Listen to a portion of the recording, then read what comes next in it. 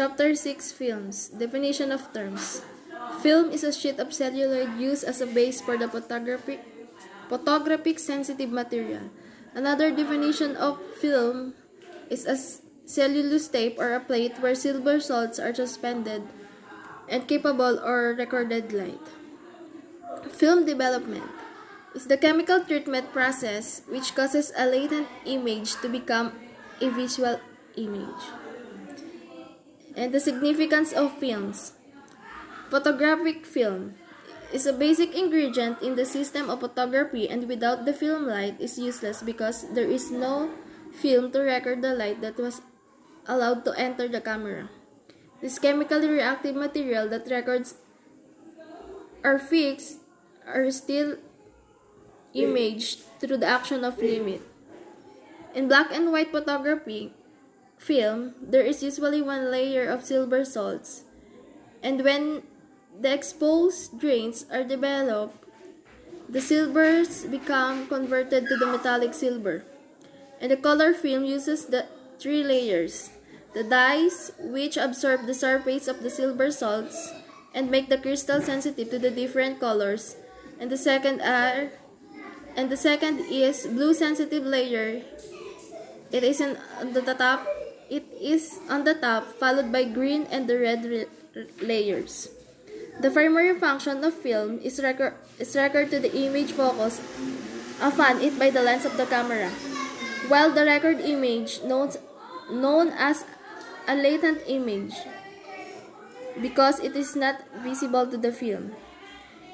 Exposed film cannot be visually distinguished from the unexposed one, but film has changed physically during exposure, and the change can be made visible if the film is treated chemically, is known as film development. Now I will discuss the basic part of the film. We have 5 basic parts of the film. First is the base, emulsion side, film sprocket, film frame, and film leader. This is the illustration of the basic parts of the film. Let us proceed to the base. Base are cellulose acetate and other acid esters such as triacetate. Cellulose acetate films are usually called safety bases since they have the advantage of low flammability.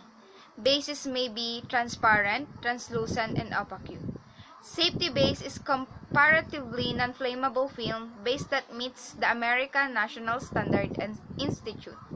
Requirements for a safety base: further, NYI calls base as acetate base and define it as a transparent material for making safety film.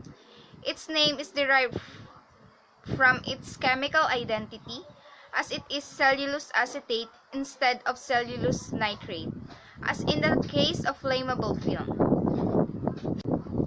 Film base is a transparent substrate which acts as a support medium for the photosensitive emulsion that lies atop it. Despite the numerous layers and coatings associated with the emulsion layer, the base generally accounts for the vast majority of the thickness of any given film stock. Next is the emulsion side.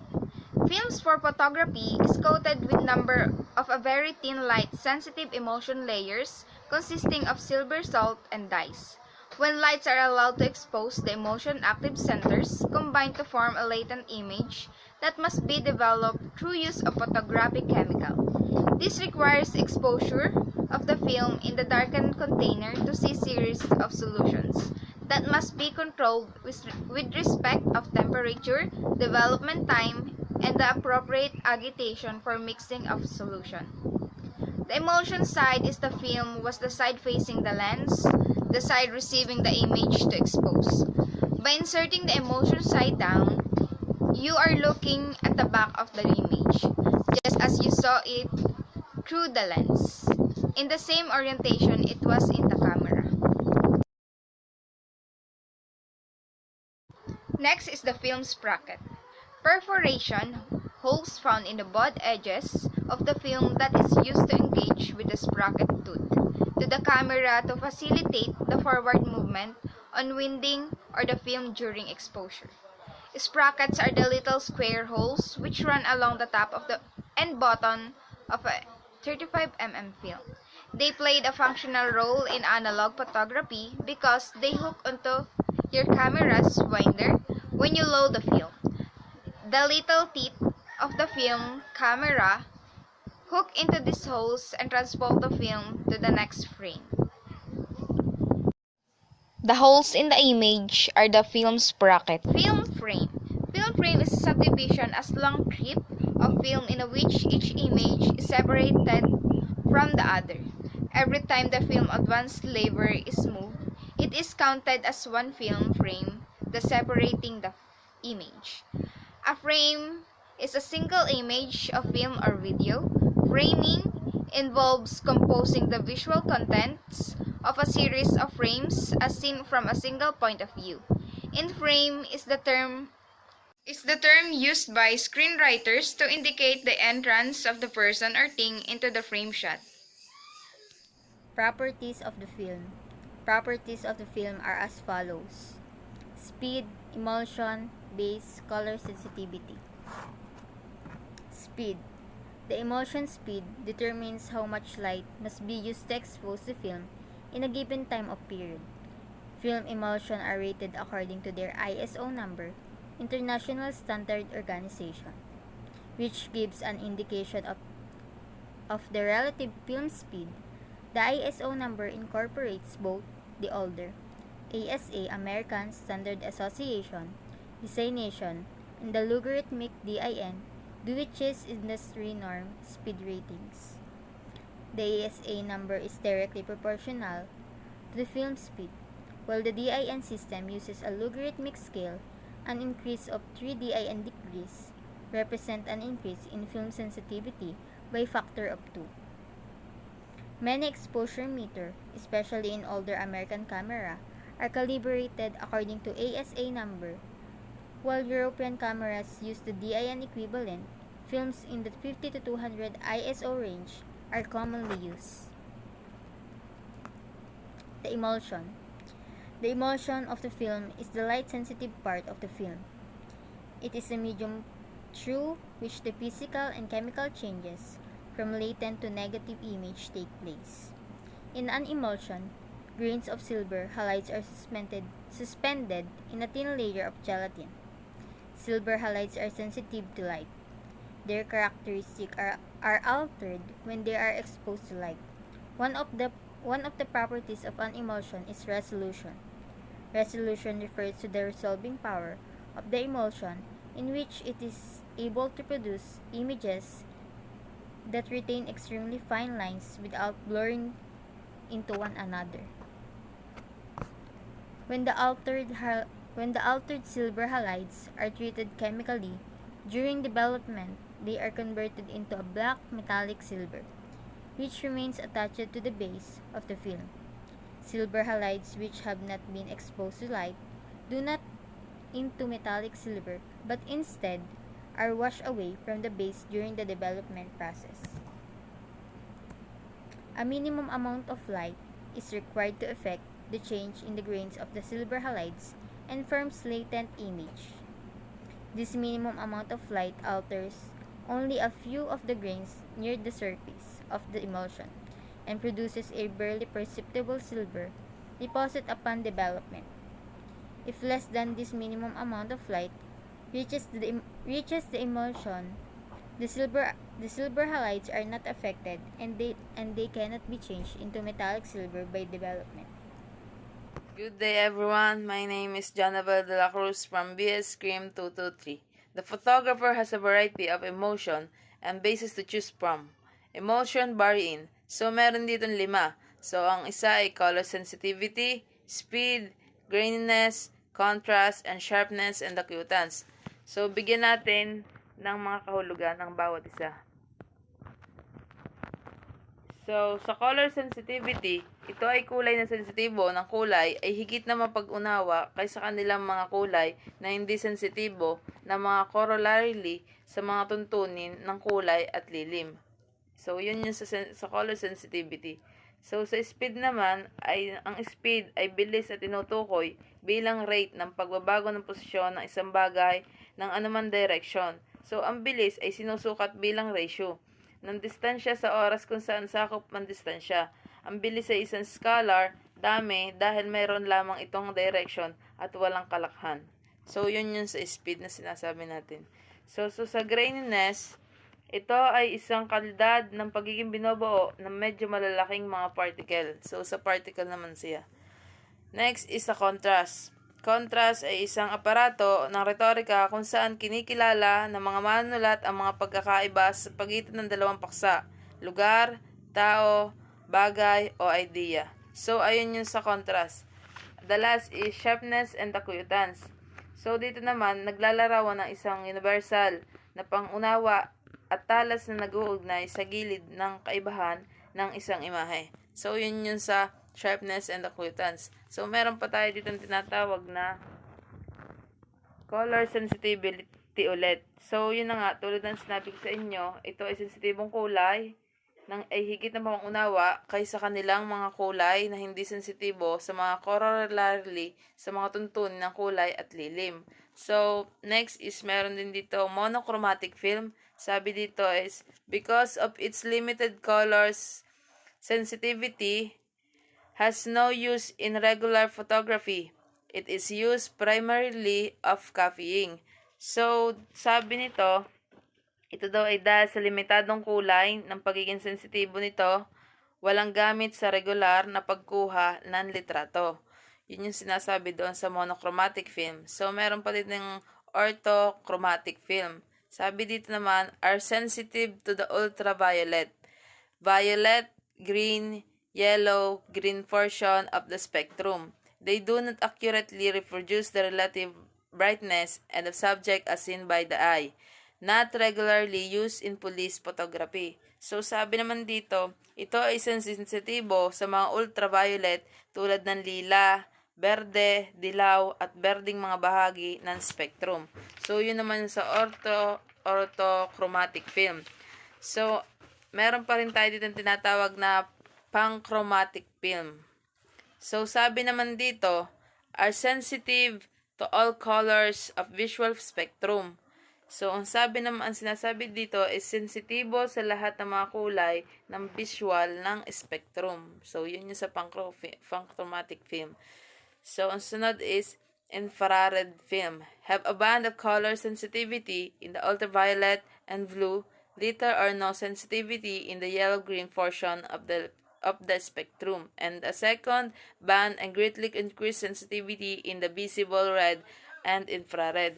So, sabi naman, ang may band ng pagkasensitibo ng kulay sa ultraviolet at asul, kaunti o walang pagkakasensitibo sa dilaw na berdeng mga bahagi ng spectrum, at isang pangalawang band ng labis na nalalagdagan ang pagiging sensitibo nito, makikitang pula at infrared. So, dun yun. So, ang graininess, nasabi ko na kanina. So, next is sharpness and acutance. So, dadagdagan lang natin yung kalaman natin sa sharpness and acutance. The sharpness of a negative refers to the precision which a boundary between areas and barred contrast is reproduced. Sharpness shall mean the perception of minimum diffusion, which is distinctiveness of object and feature is visualized to be well-defined and clear. So, sabi naman dito, ang sharpness, ang talas ng isang negatibong tumutukoy sa katumpakan kung saan ang isang hangganan sa pagitan ng mga lugar ay magkakaiba at magkakaibang kaibahan ng ginawa. So, ang pagsasalita ay nangangahulugang pag-unawa ng minimum ng isang pangatuwiran. So, yun doon. So, next is speed. So, sabi dito sa speed, in this context refers to film speed or emotion speed. Film speed is determined by the degree of sensitivity of an emotion to light, which is known as light sensitivity, a measurement of emotion ability to produce a certain density under controlled exposure condition. So, ang sabi naman dito sa speed, ang speed ay kontekstong ito na tumutukoy sa bilis ng pelikula o bilis na emosyon. Ang bilis ay pelikula ay natutukoy ng antas ng pagkakasensitibo ng isang pagpapalabas sa ilaw na kilala bilang light pagiging sensitibo. So, ang isang sukat ng isang kakayahang ibigay upang makabuo ng isang tiyak na density sa ilalim ng kondisyon ng pagkakalantad. So, hanggang dito na lang ang aking report. Maraming salamat sa inyong And pakikinig. now, I will tackle the index exposure ratings. Exposure index is a camera setting derived from one or more of the sensitivity measurements. It is used to determine the camera exposure in response to a light level measurement. For example, one might say the camera saturation base ISO sensitivity is 80 when the exposure index is 100. The base. Bases is salicylose acetate and other acid esters such as triacetate. Calculose acetate films are usually called safety bases since they have the advantage of low flammability. Bases may be a transparent, translucent, opaque. Generally, films are made on a transparent base whether they are used as negatives or positive, as in the case of the motion pictures, colors, transparencies, and lanterns slides. Color sensitivity. Color sensitivity is a color change in the emulsion of the film which represents the color of the subject, which has representation of colors as shades of gray and acceptable. The final image obtained from black and white negative emulsions consists of the series of the gray tones varying in brightness and ranging from light to dark gray. These tones represent the color of the subject. Different emulsions represent subject color with varying degrees acceptability. The extent to which represents of colors as shades of gray is acceptable and is called color sensitivity of the flame. How to load the camera with a film. First, hold the camera firmly on the top of the table. Second, open the back case of the camera by pushing the film rewind button and pull the rewind crank. Third, pull the film leader from the film cartridge and insert the film onto the film pickup and spool. Fourth, make sure that the film sprocket is engaged into the film sprocket tooth of the pickup spool of the camera. Fifth, move forward the film advance lever slowly to check film clipped well in the film pickup and spool. Close back case, pressing it tight to make the look lunge. 8. Move forward the film by advancing the advance lever, cock, and fire the shutter. When cocking the shutter for the second time, the frame counter should be set at 1. And lastly, now you are ready to shoot. Unloading camera with film. When the exposure counter shows figure 36, the film should be rewound back into the cassette and the camera unloaded. To do this, first, press film rewind button on the camera button. Second, flip open film rewind crank and rotate it in the arrow direction till the film leader leaves to take up spool. Third, try to rotate the cranks smoothly without jerks and not too fast to avoid traces of static electricity of film. Fourth, Pull film rewind and knock all the way. Fifth, open the back of the camera. Remove the cassette holding the film rewind knob. Sixth, keep the exposed film by wrapping it black colored materials. It is not developed immediately. Thank you.